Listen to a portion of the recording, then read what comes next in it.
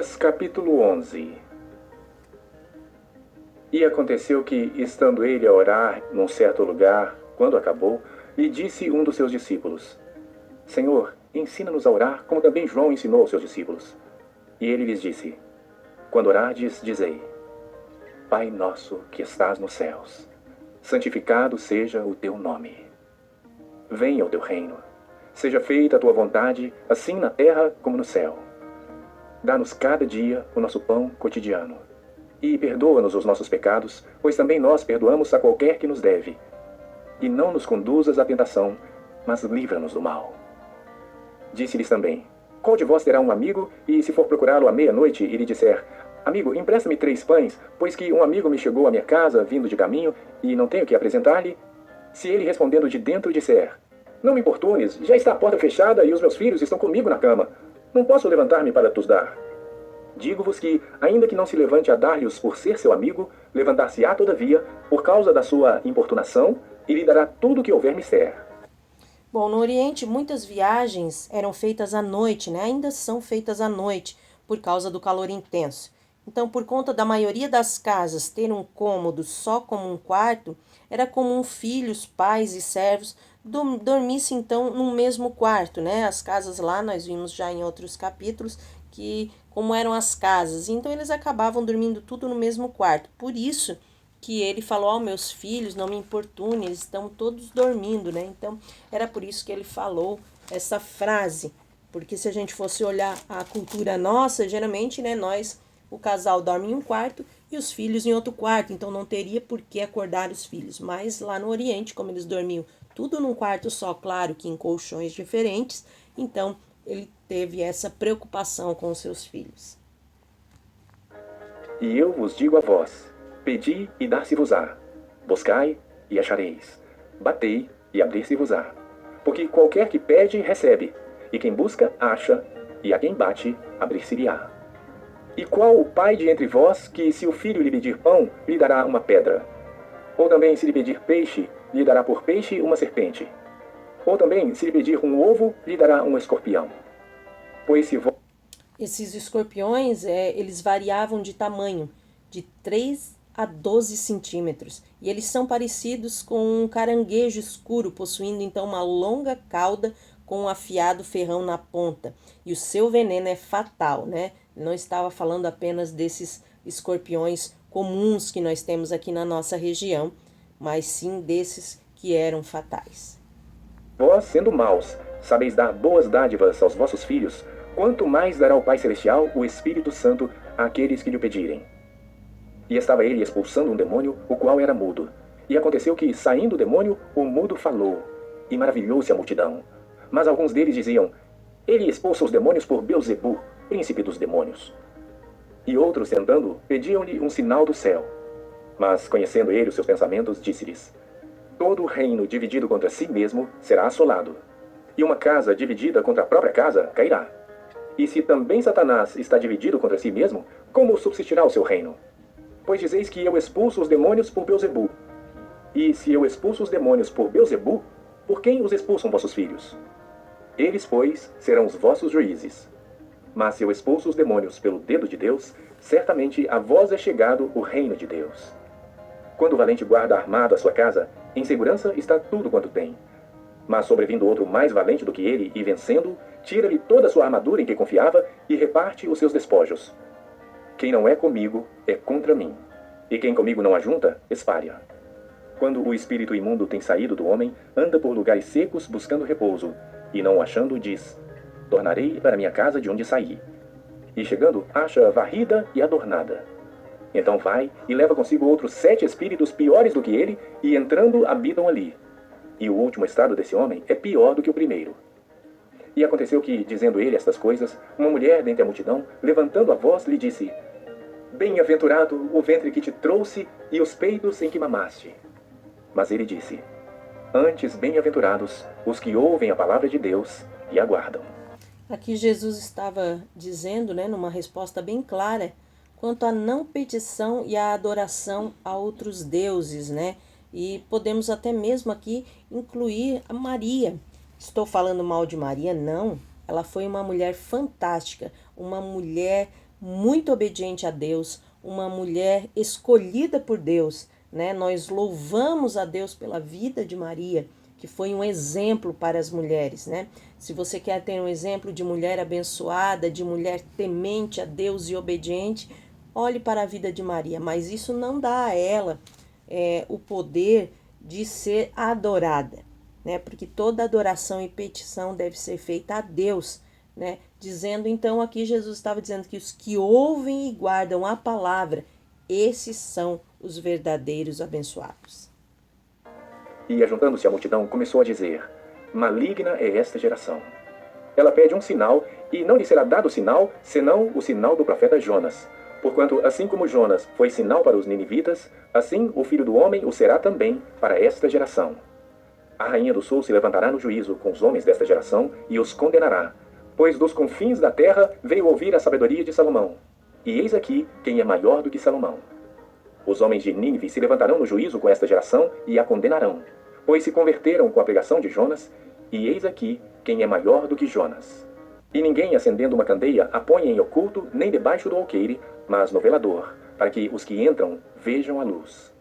A candeia do corpo é o olho. Sendo, pois, o teu olho simples, todo o teu corpo será luminoso. Mas se for mau, também o teu corpo será tenebroso. Vê, pois, que a luz que em ti há não sejam trevas.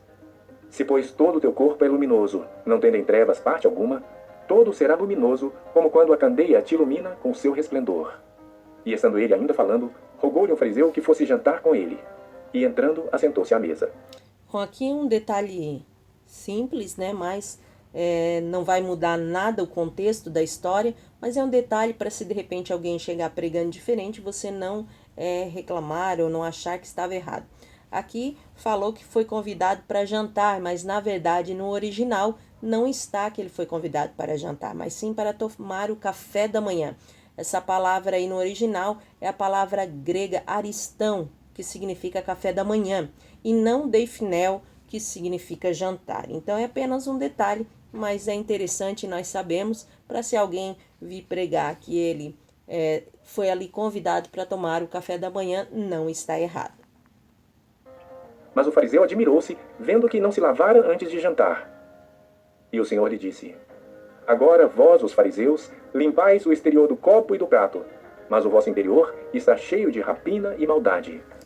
Aparência, né? Aparência é algo muito interessante, porque muitas pessoas dão valor somente à aparência.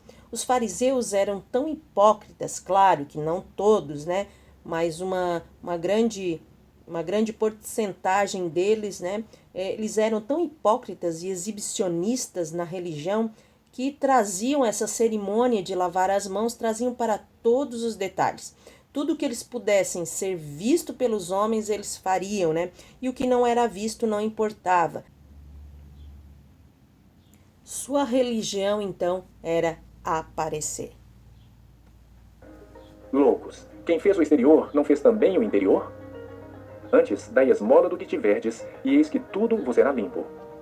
Mas ai de vós, fariseus, que dizimais a hortelã, e a arruda, e toda a hortaliça, e desprezais o juízo e o amor de Deus. Bom, aqui mais uma prova que dízimo é bíblico, né? As pessoas vêm falar que isso era coisa do Antigo Testamento, mas aqui o próprio Jesus estava dizendo, né, que era para eles continuarem a dar o dízimo e também devolver o dízimo, aliás, mas também deveriam dar o juízo e o amor de Deus. Mas em nenhum momento você vê Jesus dizendo que não era mais para eles dizimarem da hortelã ou das coisas, né, que eles dizimavam na época. Ah, mas eles não dizimavam em dinheiro. Não, em alguns lugares não era um dinheiro, eu concordo com isso. Mas a moeda naquela época eram os alimentos. Não eram moedas em dinheiro de papel como nós temos hoje. Em alguns lugares até era, mas a maioria da moeda de troca era através de alimentos. Então nós temos que entender isso. Hoje a moeda de troca não é mais alimento, mas sim, né, o papel, o dinheiro em papel.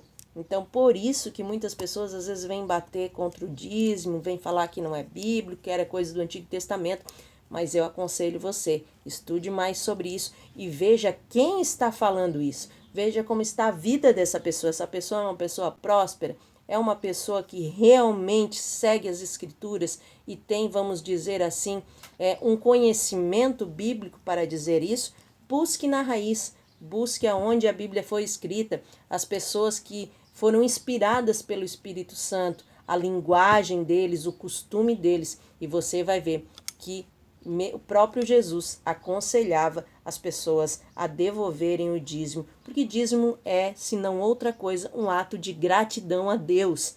Quando você dizima, você não está pagando algo, não, você está sendo grato por tudo que Deus fez, né? Deus nos dá saúde, nos dá emprego, nos dá o ar, tudo Ele nos dá. E às vezes somos tão mesquinhos ao ponto de não querer ajudar a obra de Deus por apenas 10%.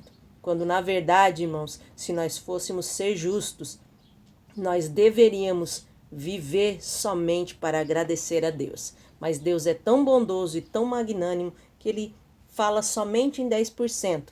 Isso não é nada perante tudo que Deus nos dá, né? Então fica aí essa dica para você.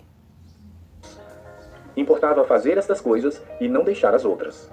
Ai de vós, fariseus, que amais os primeiros assentos nas sinagogas e as saudações nas praças. Ai de vós, escribas e fariseus hipócritas, que sois como as sepulturas que não aparecem, e os homens que sobre elas andam não sabem. Bom, aqui é mais uma referência a mostrar o que realmente somos. Aplicavam-se sobre os túmulos cal, né?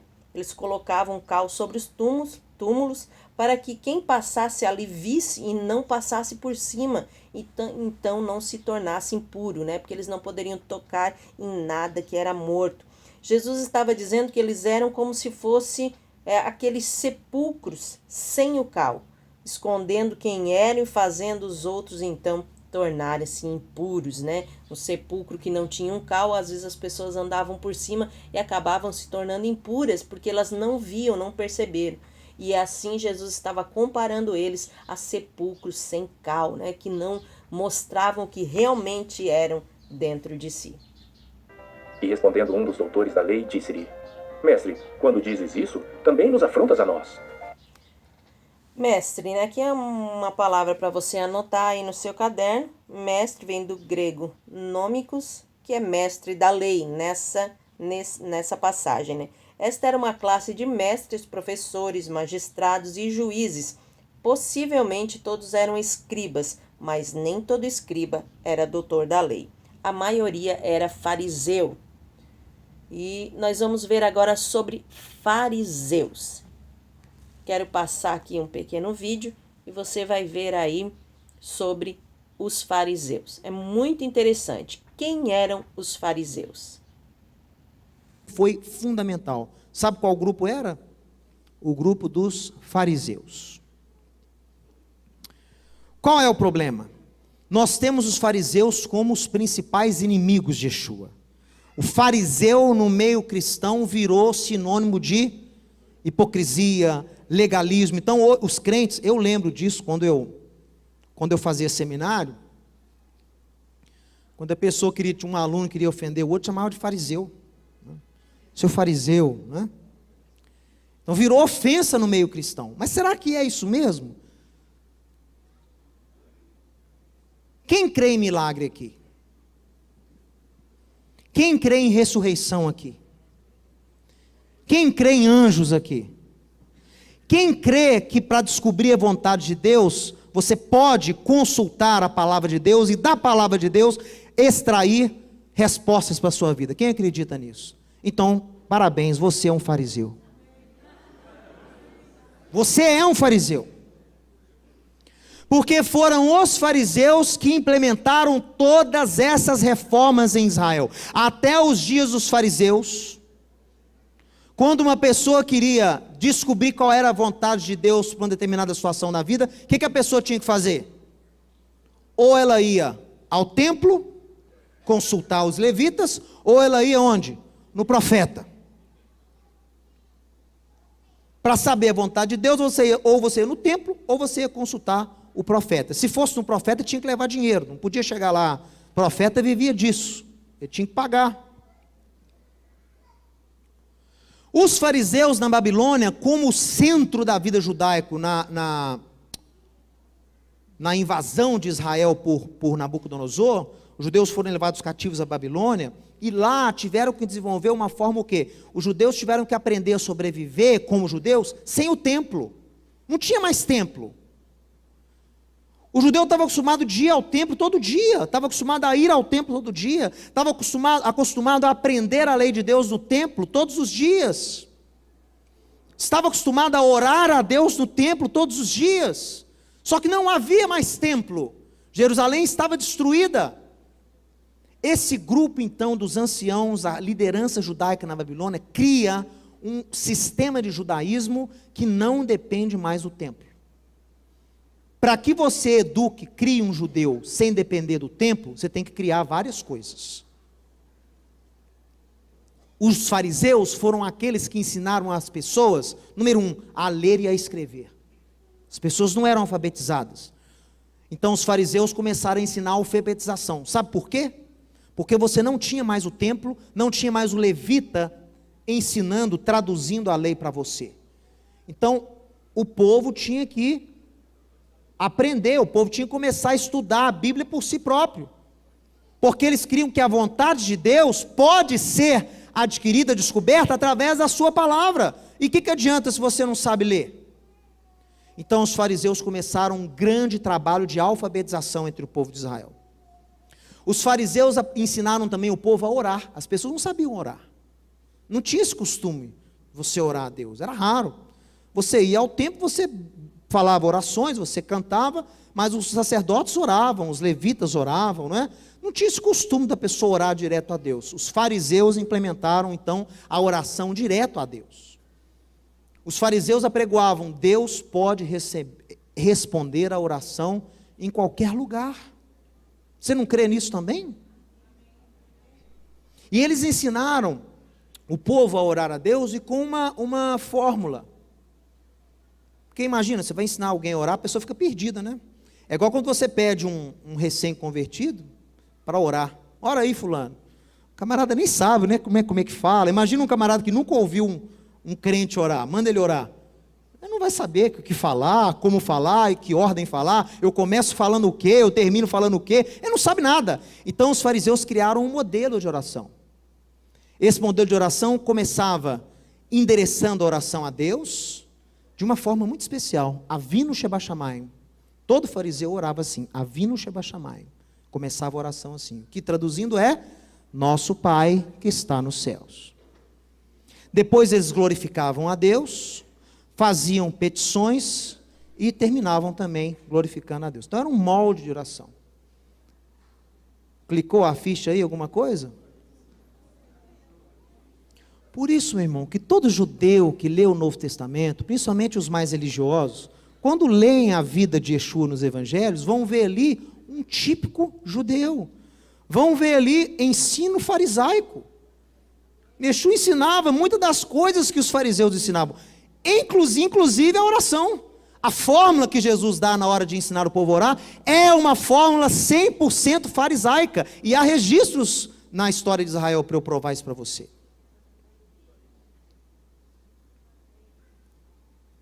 Então os fariseus criaram uma revolução em Israel. Eles revolucionaram Israel.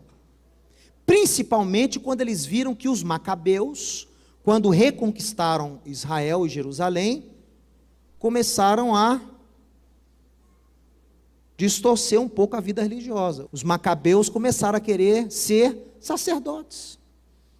Mas eles não eram da tribo de Levi, eles não eram da família de Arão, mas estavam no poder. Eram os rasmoneus, né? Então o que eles começaram a fazer? Eles começaram a atuar na liderança religiosa do templo. Então o sistema do templo, apesar do templo ter sido reconstruído e de Herodes ter feito aquela reforma enorme, lá dentro, quem estavam lá, a maioria dos sacerdotes, não eram da tribo de Levi. Grande parte deles nem eram da família de Arão. Eram judeus que haviam ou comprado o título, ou eram de descendência dos rasmoneus.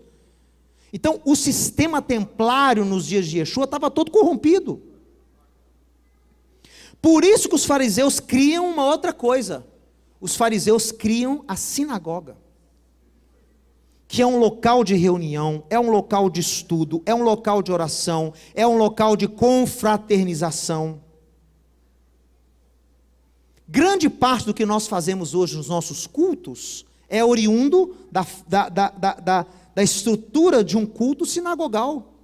O sujeito chega, se consagra, canta louvores, ora, estuda a palavra, bendiz a Deus e vai confraternizar com os irmãos. A mesma estrutura de um culto hoje. Então, muito da estrutura cultual que nós temos vem da sinagoga também, criada pelos fariseus. Então, nós temos que derrubar esse estigma que os fariseus receberam. Sabe de uma coisa?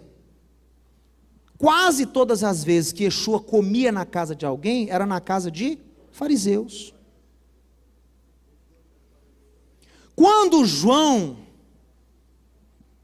recebe alguns fariseus, e os fariseus perguntam para ele: você é o Messias? Ou nós temos que esperar outro? O que João responde? Não. Mas do meio de vós sairá aquele que eu não sou digno de desatar as sandálias. No meio de vós, os fariseus. Se você encaixa as peças do quebra-cabeça, a forma de Yeshua ensinar, o contato que ele tinha com os fariseus. Olha aqui uma coisa. Você sabia que briga entre família é muito pior do que briga com estranhos? Porque entre família você tem mais liberdade, você não precisa ser muito formal, né? Você pode pegar direto. Se um irmão seu apronta com você, irmão de sangue, você vai lá confrontá-lo na hora. Não tem muita formalidade, não. É gente que está perto, é gente que você se relaciona, gente que você conhece. Pode rasgar mesmo. Brigas entre família é complicado por causa disso, porque não tem formalidade. São pessoas íntimas. A forma como Yeshua discute com alguns dos fariseus me remete a esse tipo de comportamento. A forma como ele fala, que é muito interessante também, mostra não uma separação, mas mostra que existia algum tipo de afinidade, porque você rasga, né? Você lava a roupa assim, é em casa, é entre os seus. E outra. E ele lhe disse: ai de vós também, doutores da lei, que carregais os homens com cargas difíceis de transportar, e vós mesmos nem ainda com um dos vossos dedos tocais essas cargas. Bom, essas cargas difíceis, se você quiser também anotar aí no seu caderno, cargas difíceis refere-se então aos inumeráveis preceitos da lei oral, ou seja, o Talmud. Era disso que Jesus estava falando. Ai de vós que edificais os sepulcros dos profetas, e vossos pais os mataram. Bem testificais, pois, que consentis nas obras de vossos pais, porque eles os mataram, e vós edificais os seus sepulcros. Por isso diz também a sabedoria de Deus: profetas e apóstolos lhes mandarei, e eles matarão uns e perseguirão outros, para que desta geração seja requerido o sangue de todos os profetas, que desde a fundação do mundo foi derramado. Desde o sangue de Abel até ao sangue de Zacarias, que foi morto entre o altar e o templo. Assim vos digo, será requerido desta geração. Ai de vós, doutores da lei, que tirastes a chave da ciência. Vós mesmos não entrastes e impedistes os que entravam. E dizendo-lhes ele isto, começaram os escribas e os fariseus a apertá-lo fortemente e a fazê-lo falar acerca de muitas coisas, armando-lhe ciladas e procurando apanhar da sua boca alguma coisa para o acusarem. Bom, encerramos assim então este capítulo, desejando que Deus abençoe a tua casa, a tua vida, a tua família, a tua saúde e o teu ministério, em nome de Jesus.